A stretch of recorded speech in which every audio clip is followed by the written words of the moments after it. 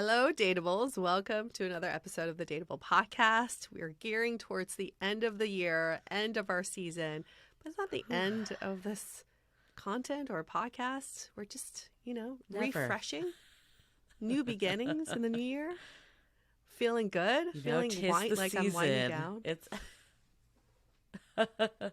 the holidays are upon us. I'm so excited tonight. I'm going to the annual crab feed, which one of our mutual friends sent Yue and I a photo from 4 years ago. And you sent that. I don't know why I thought she sent it. It was a group text. You sent the photo from 4 years ago. That was a night to remember. I just remember pre-COVID where we'd be shoulder to shoulder, getting drunk and sweating on each other, breathing on each other, and being like, this is so much fun. I just remember there was a guy at the crab feed. So for anyone, it's basically all you can eat crab.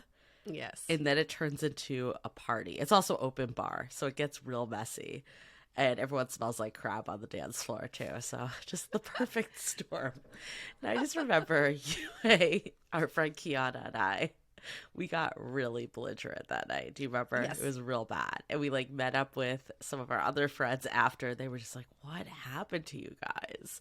And this one guy that was at the crab feed was at this after party with us. And he kept hitting on Yue. And Yue's like, he's gay. It's not a problem. He thinks we're just friends. And we're like, he is not gay.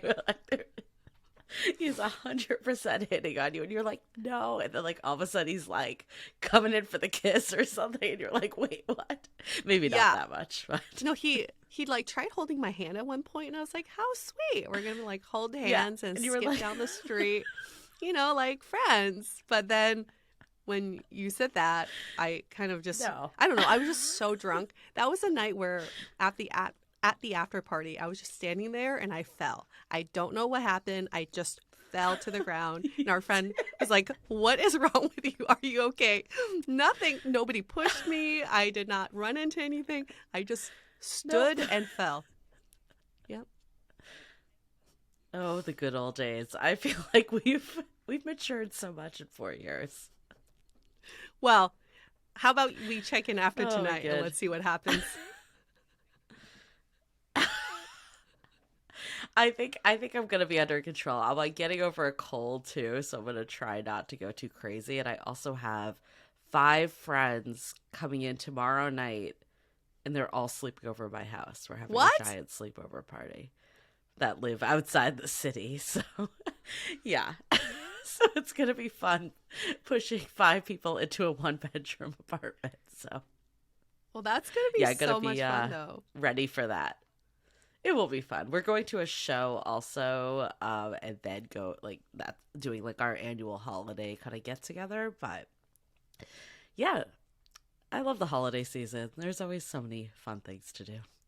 Do you know who really loves the holiday season? Is freaking Europeans. Europeans love Christmas so much. Yeah, you came from Winter Wonderland. Christmas markets are a big thing in Europe, and I didn't really understand how much people love Christmas. I think starting in November, there's just Christmas music blasting everywhere. Even in the public restrooms, you're just hearing Christmas music everywhere. People are drinking hot, mulled wine. They're wearing funny Christmas hats and sweaters. They're singing Christmas songs. It's just it's like Christmas on steroids. That's how Europe felt like. And I'm so glad I was part of that because it made me feel like I believed in the magic of the holidays again. Yeah, I saw some of your photos on Instagram and I'm like, damn, you are transported into Winter Wonderland right now. You're into a Hallmark movie.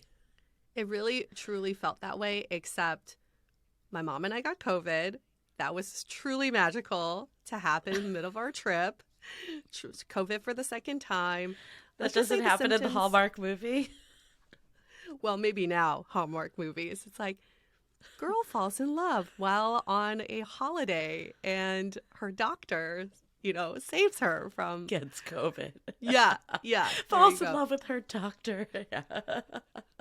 falls in love with the person who swabs her nose. It was a really magical time because my mom had COVID for the first time, and her symptoms were not nearly as bad as mine. She was like making me soup every day, and she had energy. I had no energy. I still have this lingering cough. It's not fun, and it affects everyone very differently. But for me, even the first time, I just had all the lingering effects of COVID. Like COVID itself wasn't that bad. It was just all the after, the shit that happens after. So that's not great. I'm recovering from that, but I'm kind of glad that I had that experience with my mom. Is that weird to say? It just really brought us even closer. Oh, I mean, I'm glad that you're recovering, but I'm also glad that your mom like had a fairly mild case. I feel like I'm like still nervous for my parents to get it. They haven't had it yet, but it's always good to know, like older people, like I don't want to say older people, but like the generation above us, can have a mild case too. Yeah. Okay. You're like, it's fine to say that is truth. No, she's in her 70s. She's definitely older. This PC world. Yeah. You're like, she's okay with you saying that. Don't you worry. Something that came up on my trip with my mom is she's only been with my dad. She's only been with one person. She only knows this relationship with my dad. And she's constantly curious about how younger people do relationships. And she says something to me while on this trip, and she's like, it's such a you are so privileged to be in the position where you can create any sort of relationship you want and truly have the freedom to do that. And that's very much related to our episode here, where our guest Kim talks about this magical relationship that she's created with her partner that really works for the two of them. It may not work for other people, but it is so customized and personalized for them. Yeah, no one loves modern dating more than Yue's mom. I feel like she understands the benefits. And, it is like that we overlook of just this luxury we have to create the love lives we want and to design our own love lives. And Kim is the perfect example of this. I mean, she goes against, all the things that you should do, how a relationship should progress to what works for her and her partner. And this theory of committed but not attached, that really stands out to me as something that, I feel like you kind of like see them more hand in hand. Like if you're going to go all in with someone, then you are attached to the outcome. You're attached to how this progresses. But I love the fact that she can stay committed, but also have this level of attachment, not in a way that puts her away from her partner. Like I think when we think of being not attached, we think of, being avoidant or putting up walls. But she shows that you can kind of stay in the present, let things flow the way they are meant to be, but also very committed to making it work with someone. And, I definitely struggle with this a lot of like, I think things are supposed to go a certain way. And I struggle with it in dating, and I still struggle with it in my relationship. I remember in dating, like if someone didn't text me back after a certain amount of time, or I didn't have, a date lined up, a third date in 3 weeks of knowing them, I felt like everything was off track. Yeah. And I got really in my head about that. And I mean, I'm definitely facing the same with my current relationship of just, hitting the milestones, what the expectations are. And it's a lot of consciously unlearning some of these patterns. And, I think listening to this episode and having this conversation with Kim was really good for me to put it in perspective of, ultimately what you're looking for is this partner that you love, they love you, you feel seen, heard, all the things. How do you take that away from the societal expectations of what you're supposed to do? And I don't know if we fully answer it because everyone has their own needs and what they need in a relationship. But I think it's something that is a constant struggle of how do you let things develop organically, yet also keep in mind what you want in life. And I don't think it's a right or wrong approach, however you do it. But this was a good episode that reminded me that there's you can make those rules for yourself. Part of this conversation that resonated with me is how dangerous it is to relate milestones to validation, to how your partner feels about you. And at times I felt like, oh, if we don't achieve this milestone, then it must mean my partner doesn't love me as much. That that we are still working towards that ultimate love. And it's not the truth. Milestones are really not connected to how your partner feels about you. Yet society tells us that is the ultimate form of validation. So the dangerous path is something that we can highlight and at least be cognizant of it. And when we can be aware of that path we're headed down, we can kind of course correct along the way.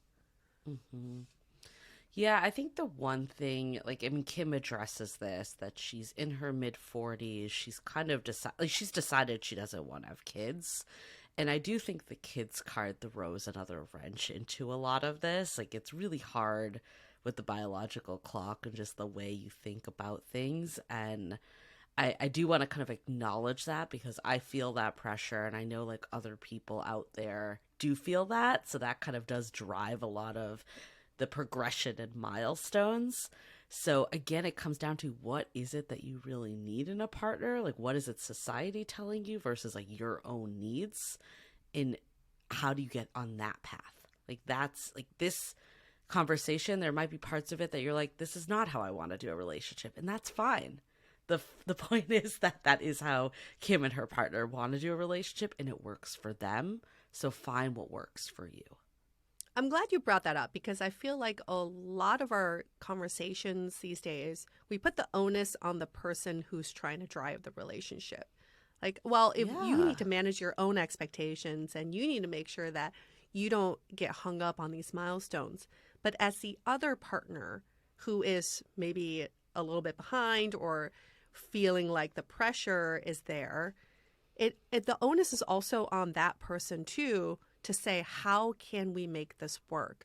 It's not about your partner having to change their mindset for you, but it's how do you make this work as a partnership? And if your partner is feeling that pressure, that biological clock ticking, then it's not your position to say, well, just get over it, or you need to change your mindset and, it's fine. That's not a way a partner speaks to their love, right? It's about, how do we, again, make this work? So I'm so glad you brought that up, because the onus is on both people. I read this great quote. It's in a partnership, you're half the problem and half the solution. So be part of the solution. Right. No, I think that you're 100% right, is that we're just told to, change our mindset. And that all that is suppressing your needs. And as someone that suppressed my needs for many years, that is the one thing I'm unwilling to do in a relationship. I'll compromise in other ways, but suppressing my needs, I just can't do it anymore. Good. I'm glad. Because then if you're suppressing your needs, why be in this partnership?